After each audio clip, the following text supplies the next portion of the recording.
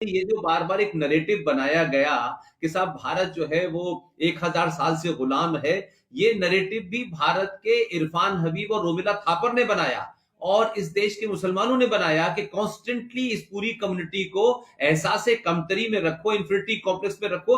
जबकि जबकि ओमेन जी का कहना है कि हम इस तरीके से गुलाम नहीं रहे हैं, कभी भारत में मुगलों का पूरा राज नहीं हुआ है, और जो बहुत सारी लड़ाइयों, खासतौर से जो राजस्थान की बहुत से युद्ध थे उसके बारे में कुछ नई रोशनी जो है डॉक्टर ओमेन जी बार बार कहते रहे। डॉक्टर साहब आप जरा सा अपनी बात बताएं।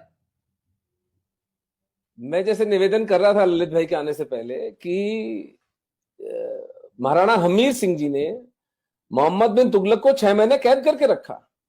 इसी तरह महाराणा कुंभा ने मालवा के सुल्तान महमूद खिलजी को 6 महीने अपने यहां पर कैद करके रखा। महाराणा सांगा ने दिल्ली के सुल्तान इब्राहिम लोदी को जूते मार के गागरोन के युद्ध में पराजित किया। ऐसे दर्जनों युद्ध हुए जहां हिंदू राजाओं ने इन इन मलेच्छों को पराजित किया। और अगर सबसे प्रामाणिक बात जो कि हमसे बिल्कुल ही छुपा दी गई है, 7वीं शताब्दी में पहला इस्लामिक अटैक भारत पर हुआ मोहम्मद बिन कासिम के द्वारा, जब राजा दाहिर को मारा गया। हिंदू जनमानस के लिए ये बात अकल्पनीय थी कि किसी हारे हुए राजा की बेटी को दूसरा राजा भोगदासी बनाकर ले जाएगा। सेक्स स्लेवरी हमारे चित्त में थी नहीं, लेकिन जब लोगों ने देखा होते हुए तो राजा दाहिर का बेटा भागकर महाराणा बाप्पा रावल चित्तौड़ के पास गया और उसने जब उनको कहानी सुनाई तो बाप्पा रावल को तुरंत समझ में आया कि ये जो मलेच्छों का टोला है, ये जो है इससे नॉन नेगोशिएबल है पीस। उन्होंने तुरंत प्रतिहार राजाओं के साथ और गुजरात के राजाओं के साथ एक हिंदू फ्रंट बनाया। ये मैं 7वीं शताब्दी की बात बता रहा हूं आपको, आज से 1300 साल पहले। जोधपुर के पास अरब सेना का और राजपूतों की, हमारी हिंदू सेना का संघर्ष होता है। अरब खुद अपने एनल्स में लिखते हैं, हमें सर छुपाने की जगह नहीं मिली, वो नरसंहार किया राजपूतों ने हमारा। और महाराणा बाप्पा रावल ईरान तक उसको छोड़कर आए थे, पीटते पीटते मोहम्मद बिन कासिम को। आते वक्त अफगानिस्तान में सलीम नाम का एक राजा बैठा दिया था इन लोगों ने, तो उसको हटा के अपने भतीजे को वो वहां पर राजा बनाकर आए। हर 100 किलोमीटर पर राजपूतों की चौकियां बिठाते आए। उसका प्रमाण ये है, 7वीं शताब्दी से लेकर 1192, 500 साल तक भारत इस्लामिक आक्रमणों से बचा रहता है उन चौकियों के कारण। राष्ट्रपिता का हुनर होते, राष्ट्रपिता बाप रावल थे इस देश। तो उस समय में जब कोई संचार माध्यम नहीं था, कुछ नहीं था, 500 साल तक हम सुरक्षित रहे उस महापुरुष की वजह से।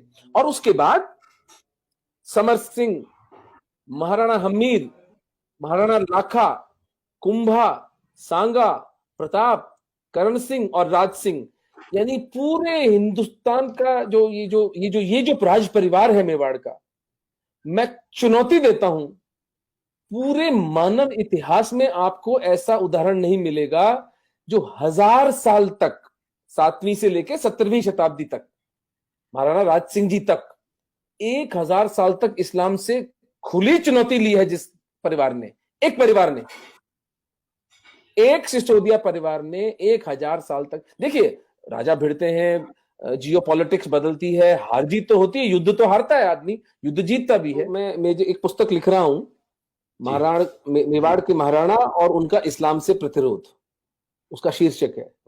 तो उसमें मैंने जो एक चैप्टर जो है पूरा इस पर लिखा है कि द लाई कॉल्ड दिल्ली सल्तनत, दिल्ली सल्तनत नाम का झूठ, और मुगल एम्पायर भी झूठ ही था। देखिए एम्पायर जब होता है ना कहीं, तो वो क्या उसके मानक होते हैं, वहां कोई टैक्सेशन हो, वहां पर कोई आर्ट हो, कोई कॉमर्स हो, ट्रेड रूट्स हो, वहां के लोगों के क्या लिटरेचर पे कंट्रीब्यूशन था, आपको मिलता है कोई 150 साल के मुगलों के राज के अंदर? आपको सिवाय इसके कि कभी दक्षिण में रिबेलियन हो रहा था, कभी आसाम के अहोम कर रहे थे, कभी कलिंग में हो रहा था, कभी अफगानिस्तान में हो रहा था, कभी मेवाड़ में हो रहा था, कभी पंजाब में हो रहा था, कभी कश्मीर में हो रहा था, कभी सिंध में हो रहा था। ये सिर्फ इस देश को अन्य अन्य हिंदू राजाओं के साथ मिलकर मैनेज कर रहे थे, जिसको कि मुगल एम्पायर कहा गया। यानी झूठ की भी कोई सीमा होती है। और दिल्ली सल्तनत वॉज अ जोक। मेहरौली से लेकर और यमुना तक का राजा थे, और ये लुटेरे थे, ये कोई क्रिएटिविटी इनकी थी नहीं। मर्सनरीज थे, पैसे के लिए लोगों की हत्याएं करते थे, लोगों को मार डालते थे, स्त्रियों का शोषण इनका धंधा था। और हिंदुओं को ये बात अच्छी तरह समझ में आई, और हम कभी गुलाम नहीं रहे, एक क्षण के लिए हम गुलाम नहीं रहे। क्योंकि यदि अगर हम गुलाम 10 साल के लिए भी एक छत्र राज हो जाता इनका, तो एक भी हिंदू नहीं मिलता सर यहां पर। जो प्रताप की महानता निकल कर आती है वो इस बात से निकल कर आती है कि उन्होंने अपना भाला, अपनी तलवार, अपना बिगुल तब बजाया जब वो नितांत एकाकी रह गए थे। ईडर, आबू, बांसवाड़ा, डूंगरपुर, मालवा, आसपास के सब राज्य अकबर के समर्पण कर चुके थे, एक प्रताप नहीं झुके। आज अगर हम हिंदू हैं तो एक प्रताप के कारण। तो ये कहना कि भारत में हिंदू जो थे 1000 साल गुलाम रहे, भैया पर्शिया गुलाम हुआ था जो ईरान बन गया, मेसोपोटामिया गुलाम हुआ था तो इराक बन गया, इजिप्शियन सिविलाइजेशन गति देख लो उसकी क्या हुई है। आज 100 करोड़ हिंदू हैं तो इसलिए हैं क्योंकि हमारे पुरखों ने रक्त रंजित संघर्ष किया, इस माफिया के असली स्वरूप को पहचाना और उसका सशक्त, सबल, सशक्त प्रतिकार किया। ये तो पिछले 70 साल में इन मलेच्छों ने क्या किया कि उसका भी मैं एनालिसिस कर रहा था कि 47 से लेकर 77 तक 5 हमारे जो शिक्षा मंत्री थे वो शांतिदूत थे, जिसमें वो मदरसा छाप आजाद था, फिर वो नूरुल हसन, फिर वो हुमायूं कबीर, फखरुद्दीन अली अहमद, एमसी चागला। तो अब आपको आश्चर्य होता है कि आपकी हिस्ट्री से हमीर सिंह और कुंभा का नाम ही गायब है, और प्रताप को एक भगोड़ा कहा जाता है।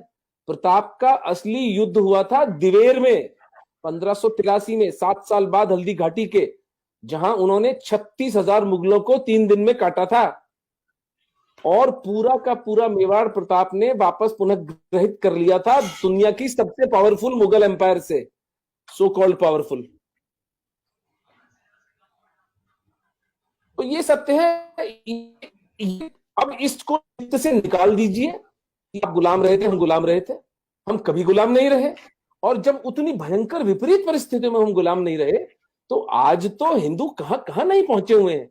अब केवल इस बात की आवश्यकता है कि हम कनेक्ट करें एक दूसरे के साथ, हम अपने रिसोर्सेस को पूल इन करें, धर्मांश दें, एक दूसरे का सहायक बने।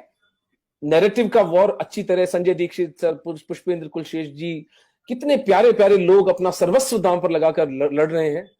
अब तो it's a matter of time कि हम इनको पराजित करें। They will not know what hit them. इनका खेल पूरा का पूरा समाप्त हो चुका है। जो दुख हमारी बच्चियों को, जो दुख हमारे कश्मीरी पंडितों को उठाने थे वो उठा चुके। हाथ जोड़कर, सर झुकाकर क्षमा मांग सकता हूं, लेकिन अब यह सिलसिला समाप्त है। अब सनातन धर्म पुनर्जीवित और पुनर्विजयी होकर रहेगा, कोई विकल्प ही नहीं है।